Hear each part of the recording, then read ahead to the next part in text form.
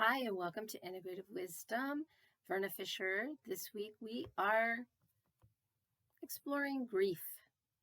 And as I said yesterday, grief comes in many forms for many different losses that we may be feeling. So sometimes people may think about grief simply as if someone has died, but grief could be so many. There could be so many reasons for someone to be grieving. So, as we said yesterday, the loss of a job, the loss of being able to be with family, changes that are taking place, lack of control, lack of the sense of security. So, today I thought we would talk a little bit about, again, first of all, the strategy to pretend like you're not feeling what you're feeling. Doesn't work for very long, and it can indeed actually depress your immune system because you're not paying attention to something that this entity needs. It needs some tender, loving care, and there may be other things that it could benefit from, such as you changing some of your behaviors that you are using to cope instead of being present to this deep feeling that you have. Today, I wanted to talk a little bit about our belief system and how we may be approaching these big, deep feelings of grief and loss. Everyone is going to be different in the way that they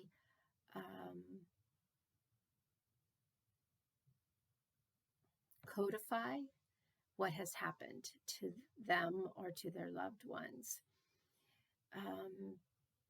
It's interesting in hospice. Okay, well, let me go back and say a lot of times people who have a faith tradition will say, I don't know how people who don't have faith can get through these terrible things. And this was in hospice, so people were passing away, dying. And what I learned is that it's the people who have a belief system or who have been trained to believe certain ways that seem to suffer more. People that don't have these structures, they think of death as a part of the birth process. So you're born and you die, and life is what you're given in between. Doesn't seem to have the same connotation for those people as opposed to those who have a faith tradition. And so, in exploring that, part of what came out of it was that people, for some reason, have a sense of when good things should happen and when bad things should happen. And when bad things happen when they shouldn't be happening, then people suffer. So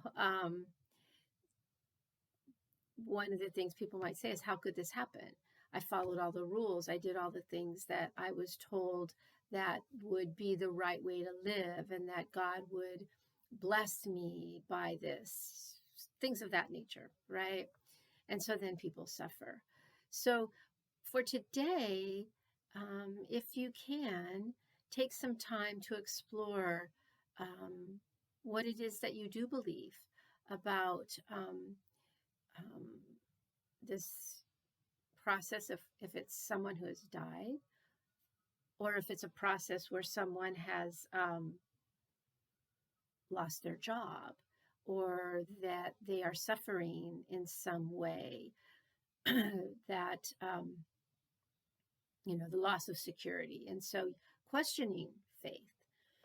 This is a time to mature, perhaps, and to take our connection to the divine, to God, to a different level, to perhaps look at life in a different lens, that if things have always been easy for you, you may suddenly find yourself understanding people who have struggled in their life before and wondering how they were able to make it through in the way that they did.